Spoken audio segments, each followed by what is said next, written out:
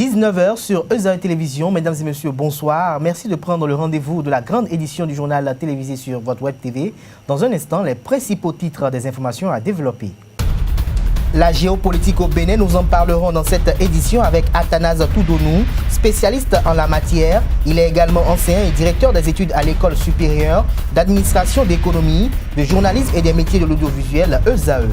L'Association des fournisseurs et prestataires de l'État déplore l'augmentation de la dette intérieure qui a du mal à être épurée compte tenu de quelques dysfonctionnements observés au niveau du ministère de l'économie et des finances. Après l'étape de Ouagadougou, le président de la République du Bénin, Patrice Talon, s'est rendu l'après-midi de ce mardi 10 octobre dans la capitale ivoirienne dans le cadre de sa tournée sous-régionale. Le compte rendu de cette visite d'amitié et de courtoisie dans cette édition.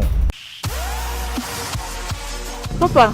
Oui, ma fille. Tu sais, je t'ai dit qu'après mon bac, je veux devenir journaliste reporter d'images, non? Papa, tu penses m'inscrire où? ESAE. ESAE, papa. Waouh! Maman, maintenant que j'ai eu le bac, je veux faire les finances et trésors. Tu comptes m'inscrire où? ESAE, mon fils. ESAE? Oui, maman! Papa, Oui. tu sais qu'après mon bac, je veux être diplomate, non? Et tu comptes m'inscrire dans quelle université? Mais ESAE, naturellement. ESAE? À ESAE, vous êtes bien formé dans les filières comme administration du travail et de la sécurité sociale, administration générale et territoriale, administration des impôts, gestion des marchés publics, planification et développement local, droit et sciences politiques, sciences économiques et de gestion. ESAE, c'est aussi sa télé numérique ESAE TV et son journal L'Informateur. ESAE, c'est à Bedjromede, 3e rue après le carrefour 16 ampoules allant à Jericho. Numéro de téléphone 98 98 14 00 96 80 55 11 90 93 65 21. ESAE, l'excellence a un nom. À nouveau, bonsoir. Comme je vous l'annonçais dans le sommaire de cette édition, nous nous intéressons ce jour à la géopolitique du Bénin. Et pour en parler, je reçois pour vous Athanase Toudonou. Monsieur Athanase, bonjour. Bonjour, mon cher. Merci d'avoir répondu à notre appel. Vous êtes enseignant et directeur des études à l'École supérieure d'administration, d'économie, de journalisme et des métiers de l'audiovisuel ESAE. Alors, avant tout propos, dites-nous, c'est quoi déjà la géopolitique? Car beaucoup entendent cette terminologie sans en connaître le vrai sens. Merci de m'avoir invité pour aborder un sujet un peu spécial. Merci. La géopolitique, c'est très simple pour faire très simple. C'est l'ensemble des relations que la politique a avec la terre, avec le sol, avec le territoire d'un État. Il faut la distinguer de deux autres concepts qu'on a souvent confondus. Il faut distinguer la géopolitique de la géostratégie et les deux concepts de la géographie. Ce sont des concepts qui s'appuient les uns sur les autres pour bâtir une dynamique. La dynamique de la projection du territoire dans les relations internationales. Qu'est-ce que ça veut dire? Cela veut dire que la géopolitique tourne toujours autour du sol, autour du territoire de l'État, autour de la consistance du territoire de l'État, de son mode de gestion, de sa répartition politique interne. La géopolitique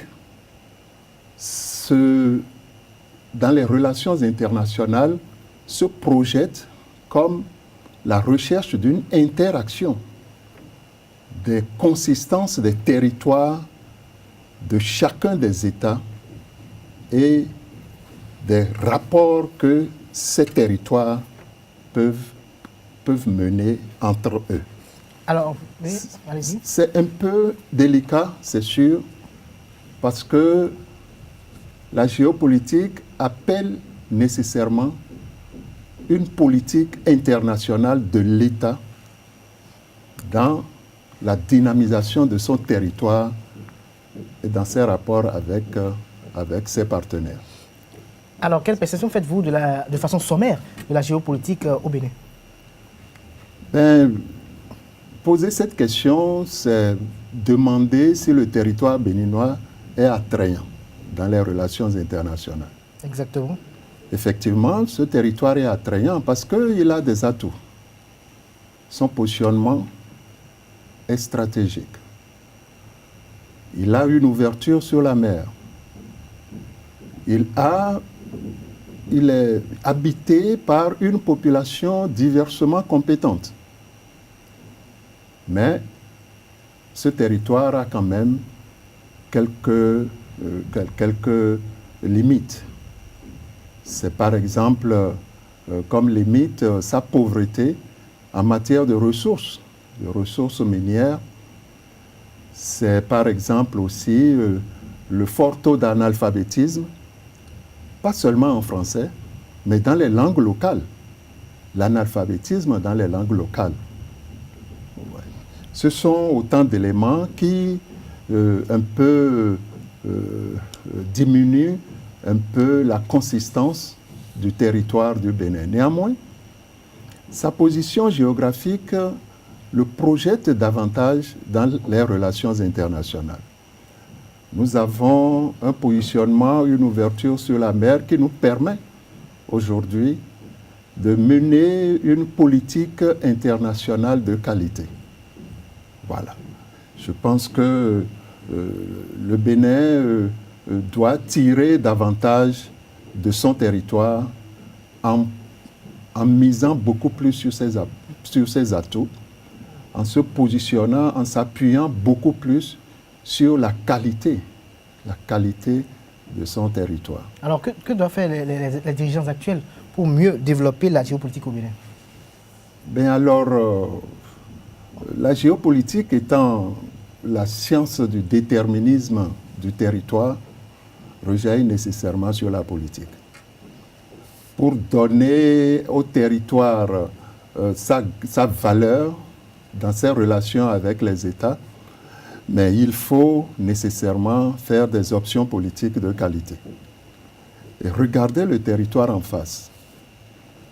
Le PAG, le programme d'action du gouvernement, donne des orientations aujourd'hui. Il faut nécessairement que ces politiques de priorité soient bien choisies et soient conformes, compatibles au langage que reflète le territoire. Le langage du territoire béninois se traduit par des termes comme le développement du tourisme, puisque nous sommes un territoire ouvert, nous sommes un territoire bien positionné, par une politique hardie de dynamisation de notre façade maritime, c'est-à-dire le port. Et oui, la dynamisation donc de notre géopolitique passe nécessairement par des choix politiques de cette trempe. Et il y a bien d'autres. Nous avons une culture qui peut s'extérioriser, qui peut s'externaliser. Et oui, ces cultures, les valeurs qu'elles reflètent, doivent nécessairement être promues par des politiques internes hardies. Et puis, j'oubliais, nous avons une stabilité politique qui est un atout attrayant de notre géopolitique. La stabilité politique et la répartition de notre territoire du point de vue interne, du point de vue de la décentralisation par exemple, ce sont des atouts qui donnent plus de valeur au territoire du Bénin. Je pense que le PAG a inscrit nombre d'axes pour revaloriser notre territoire. Ok, merci beaucoup, Monsieur Athanase Toudonou. Je rappelle que vous êtes enseignant, directeur des études à l'École supérieure d'administration, d'économie, de journalisme et des médias de l'audiovisuel ESAE. Il faut retenir de façon sommaire et expéditive que la géopolitique est l'étude des effets de la géographie humaine et matérielle sur la politique internationale et les relations internationales. Il faut retenir également que c'est la science du déterminisme du territoire et pour sa dynamisation, il faut voir au niveau du programme d'action du gouvernement. Merci à vous. Cette édition se poursuit avec l'agenda du chef de l'exécutif béninois. Après l'étape de Ouagadougou, le président de la République du Bénin, Patrice Athanase Guillaume Talon, s'est rendu l'après-midi de ce mardi 10 octobre 2017 dans la capitale ivoirienne dans le cadre de sa tournée sous-régionale. La délégation béninoise avec à sa tête le chef de l'État a été accueillie à l'aéroport d'Abidjan par le vice-président de la République de la Côte d'Ivoire, Daniel Kablan-Doukan. Dans la soirée, le président Patrice Talon a eu des échanges suivis d'un dîner avec son hôte, le président Alassane Dramane Ouattara, à sa résidence privée. Cette visite d'amitié et de courtoisie s'inscrit dans le cadre de la coopération, de l'intégration sous-régionale et du renforcement des liens d'amitié qui unissent les deux pays frères et amis que sont le Bénin et la Côte d'Ivoire. À en croire le communiqué officiel, le président de la République du Bénin, Patrice Talon, poursuivra son périple vers Accra au Ghana, puis à Lomé au Togo ce mercredi 11 octobre 2017, avant de rejoindre Cotonou en fin de journée. C'était une brève et nous poursuivons avec l'association des fournisseurs et prestataires de l'État qui déplore la situation de morosité économique et de crise financière que traverse le Bénin. Au micro de nos reporters, le président de cette association s'insurge contre l'augmentation de la dette intérieure, laquelle dette a du mal à être apurée compte tenu de quelques dysfonctionnements au niveau du ministère de l'économie et des finances. À cet effet, il plaide pour la création d'un cadre de concertation entre les prestataires de l'État, le ministère des Finances et les ministères sectoriels pour une harmonisation afin de pallier toute intempérie. On écoute Serge Pontius Kanyi, président de l'Association des fournisseurs et prestataires de l'État, pour plus d'explications. La situation de morosité économique et de crise financière que traverse aujourd'hui le pays interpelle tout le monde. Et cela pourrait se justifier aussi par l'augmentation de la dette intérieure du pays, surtout en direction des prestataires et fournisseurs de l'État. Alors, donc, le processus d'apurement des dettes a plusieurs étapes. Nous savons que c'est avec les recettes de l'État qu'on accompagne les engagements, c'est-à-dire les dépenses. Mais pour ce qui concerne les dettes antérieures, ce qui a été déjà fait en 2016, en 2017, en 2015, en 2014, on ne comprend pas pourquoi on ne dispose pas de crédit au niveau des ministères pour au moins engager ces dossiers. Et là, les prestataires assistent à une sorte de ping-pong entre le ministère des Finances et les ministères sectoriels. Les ministères sectoriels disent qu'ils ne disposent pas de crédit ni de dotation pour pouvoir engager ces dettes. Le ministère de l'économie et des finances dit que c'est les acteurs de la chaîne de dépenses au niveau des sectoriels qui ne jouent pas correctement leur rôle.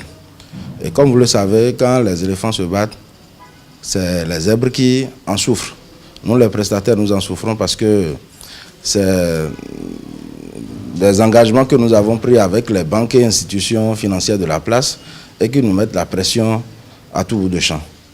Donc, je voudrais, par cette intervention, solliciter l'indulgence du ministre de l'économie et des finances afin qu'on puisse trouver un cadre pour l'apurement de ces dettes.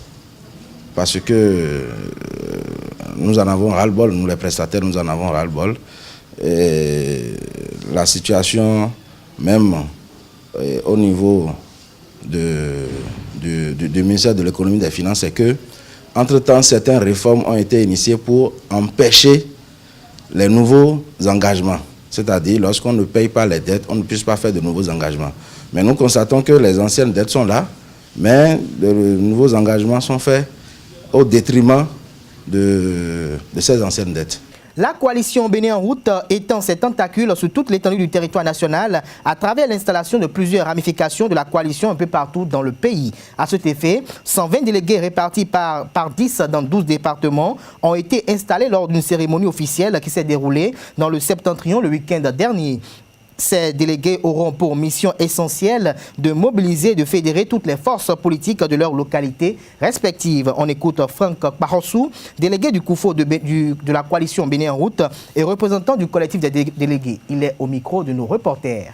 La coalition Bénin en route, c'est un ensemble de partis politiques et de mouvements politiques mis sur ce fonds baptismaux le 19 août 2017 passé. Et notre vision est de mettre réellement le Bénin sur la route de la croissance et du développement durable à travers l'édification d'une démocratie responsable, inclusive de la jeunesse, fer de lance du développement de tout pays.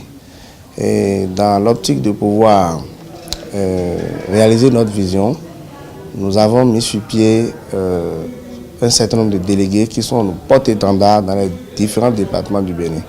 Et donc, pour la cérémonie du 7 octobre passé, on a installé solennellement et officiellement 120 délégués représentant la coalition Bénin en route dans les 12 départements du Bénin. En réalité, ils ont pour mission fondamentale de porter la nouvelle au niveau de toutes les populations du Bénin, d'expliquer le bien fondé d'intégrer la coalition Bénin en route, de ratisser l'âge, de faire en sorte que le rouleau compresseur puisse être adopté par tous les Béninois pour la jeunesse du Bénin. Simplement parce que Bénin en route est là, non seulement pour le développement de notre pays, mais aussi pour mettre la jeunesse au cœur de la gouvernance, la jeunesse au cœur du management de notre pays. Et c'est pour cela que nous profitons pour saluer le président de la République, son Excellence Patrice Talon, qui a su quand même trouver le creuset qu'il faut pour le développement de la jeunesse à travers la traduction de son programme, de son projet de société en programme d'action gouvernementale qui prend en compte tous les secteurs du Bénin et qui permet à la jeunesse de se retrouver à travers ce PAG. Simplement parce que le problème majeur de la jeunesse aujourd'hui, c'est le problème du chômage. Et donc, à travers ce PAG, nous avons 45 projets phares, 95 projets sectoriels et 19 réformes institutionnelles. Et donc, nos différents délégués doivent travailler également pour la vulgarisation de ce programme d'action afin que sa réalisation puisse permettre quand même à tous les Béninois d'avoir son pain quotidien. Ce n'est pas une coalition qui a été créée autour d'un homme. Ce n'est pas l'arrivée du chef de l'État, Patrice Talon, qui a fait que nous avons créé la coalition Bénin en route. Dans la mesure où la coalition Bénin en route a une vision claire, mettre réellement le Bénin sur la route du développement durable à travers l'édification d'une démocratie stable et inclusive de la jeunesse. Ça voudra dire quoi? Lorsque le président Talon va finir son règne, nous allons toujours continuer à nous battre pour le développement de ce pays. Nous allons toujours continuer à nous battre pour la jeunesse de ce pays. Et pour finir, pommades, robes, chaussures et sacs sont des articles désormais facilement trouvables sur Internet. La vente à travers les réseaux sociaux est de plus en plus à la mode. Un moyen pour les commerçants de donner de la visibilité à leurs articles et produits. Les uns pensent que c'est une stratégie qui facilite le commerce, mais pour d'autres qui soutiennent que c'est un autre moyen qui tout simplement s'inscrit dans la dynamique de faire de l'arnaque. Suivez les avis de quelques citoyens interrogés au micro de nos reporters. Oui, le commerce sur les réseaux sociaux, normalement c'est une bonne chose parce que ça vous permet d'avoir ce que vous voulez sans faire trop de déplacements et puis avec beaucoup de précision. Mais on ne va pas oublier ces jeunes-là qui rôdent autour du gain facile et donc prennent pas ce moyen pour arnaquer les gens. Donc il y a des incertitudes. Certes, c'est bien, mais il faut prendre d'autres moyens pour bien sécuriser cela, sinon ça c'est dubitatif. Le commerce sur les réseaux sociaux, c'est une bonne chose du point de vue de ce que ça facilite les échanges. Quelle que soit la distance, vous pouvez commander et recevoir vos commandes. Mais il y a des gens qui en profitent pour faire de l'arnaque. C'est là le défaut du commerce sur les réseaux sociaux. Sinon, c'est une très bonne chose. Ça vous permet aussi, ça facilite aussi le paiement. Vous payez par les cartes bancaires, Visa et tout. Mais il y a des gens qui profitent de cela pour voler. Franchement, moi, ça ne me dit pas trop. Vous voyez. Selon moi, bon, d'une partie, c'est bon, mais d'une autre partie, c'est pas bon et c'est pas conseillé. Parce que c'est la face, je dirais, c'est la façon européenne selon moi. C'est les Blancs qui ont l'habitude de faire la plupart de leurs achats sur les réseaux sociaux. Il faudrait que le gouvernement en place prenne des dispositions pour sécuriser le système. D'ailleurs, il y a déjà la loi sur le code numérique qui a été votée, mais elle n'est pas encore promulguée. Il faudrait que le chef de l'État fasse diligence pour la promulgation afin de sécuriser le système et d'éviter les anarques. Mesdames et messieurs, c'est la fin de cette édition sur ESAE TV. Merci de nous avoir suivis. Passez une agréable soirée en compagnie de nos programmes sur les www.esaetv.com. Bonsoir.